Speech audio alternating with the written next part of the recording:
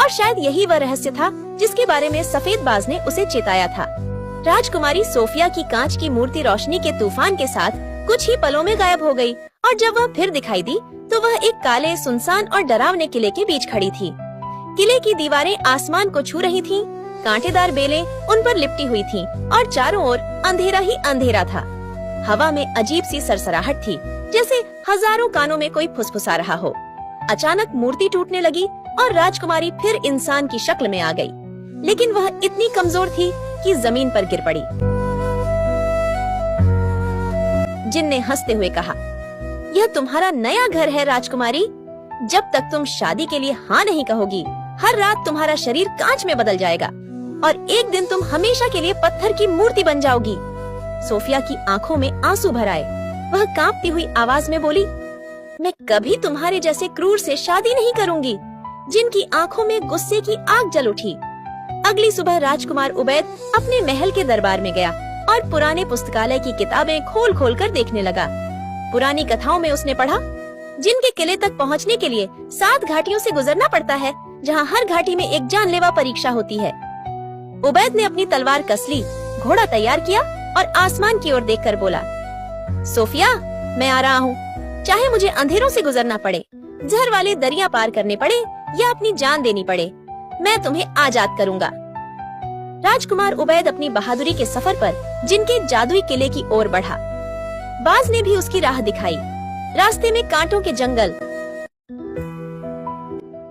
जहरीले सांप और ऐसे दरिया आए जिन पर कोई पुल नहीं था।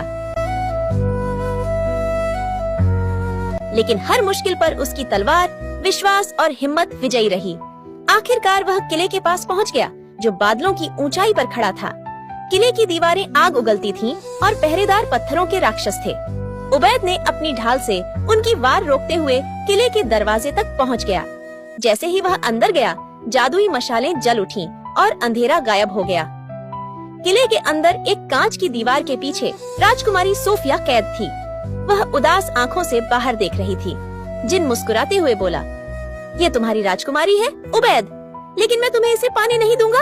अगर तुम पास आने की कोशिश करोगे तो मैं इसे पत्थर की मूर्ति बना दूंगा।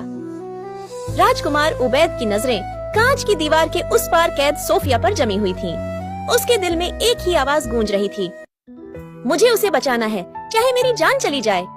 जिन ने हंसते हुए कहा, यह दीवार दुनिया की सबसे मजबूत जादुई दीवार है। कोई तलवार, कोई ताकत इसे नहीं तोड़ सकती। राजकुमार उबैद ने अपनी तलवार निकाली और पूरी ताकत से दीवार पर वार किया, लेकिन दीवार टूटने के बजाय आग के शोलों से बरस पड़ी। उबैद की ढाल झुलस गई, फिर भी वह पीछे नहीं हटा। उसने बार बार वार किए, लेकिन हर बार दीवार और भी मजबूत होती गई। तभी उबैद को वह बाज याद आया जो उसने सपने में देखा था। उसकी फुसफुसाहट गूंज उठी, मोहब्बत ही सबसे बड़ा हथियार है। उबैद ने तलवार जमीन पर रख दी, आंखें बंद की और दीवार के सामने घुटने टेककर प्रार्थना करने लगा। उसके दिल से निकलने वाली हर प्रार्थना एक रोशनी बनकर दीवार को छूने लगी। सोफिया की आंखों से आंसू बहने लगे। जैसे ही पहला आंसू जमीन पर गिरा, दीवार में दरार पड़ गई। दूसरा आंसू गिरा तो रोशनी की किरण फैल गई। उबैद ने उठकर अपने हाथ कांच पर रखे और बोला, सोफिया, मेरी मोहब्बत इस दीवार से ज्यादा ताकतवर है। अचानक पूरी दीवार रोशनी में बदलकर टुकड़ों में टूट गई और राजकुमारी आजाद होकर सीधे उबैद की बाहों में गिर पड़ी। जैसे ही उबैद ने राजकुमारी का नाजुक हाथ थामा, अचानक क्रोध में भरे जिन ने चीख मारी और अपनी तलवार से राजकुमारी का सिर अलग कर दिया। पूरा महल कांप उठा।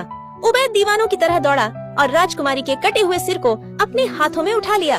उसकी आंखों से बहते आंसू राजकुमारी के सुंदर चेहरे पर गिरने लगे। जैसे ही पहला बूंद गिरी, एक रोशनी की किरण उभरी। दूसरा बूंद गिरा तो राजकुमारी का सिर धीरे धीरे उसके शरीर से जुड़ने लगा। कुछ ही पलों में राजकुमारी ने सांस ली और आंखें खोली। वह जिंदा हो गई। उसी पल जिन का सारा जादू टूट गया। उसका शरीर से धुआं उठने लगा और वह चीखते हुए काले बादल की तरह आसमान में विलीन हो गया। राजकुमारी जो मौत को छूकर वापस आई थी, राजकुमार उसे मजबूती से अपने सीने से लगा रहा, जैसे डर हो कि कहीं फिर से खो न जाए। दोनों के आंसू एक दूसरे के गले में मिल रहे थे। क्षण शांत था, लेकिन दिल की धड़कनें सब कुछ बयान कर रही थीं। यह वह पल था जब मोहब्बत ने मौत और जादू दोनों को हराया। राजकुमार उसके बाल सहलाते हुए कहता है, मैंने तुम्हें खोने का दर्द देखा है, अब कभी तुम्हें अकेला नहीं छोड़ूंगा। जब राजा ने अपनी बेटी को सुरक्षित लौटते देखा तो खुशी के आंसू बहाए और उबैद को गले लगाकर कहा, तुमने न केवल मेरी बेटी को बचाया बल्कि पूरी सल्तनत को जिनके जादू से आजाद कर दिया। और इस तरह उबैद और सोफिया की शादी धूमधाम से हुई।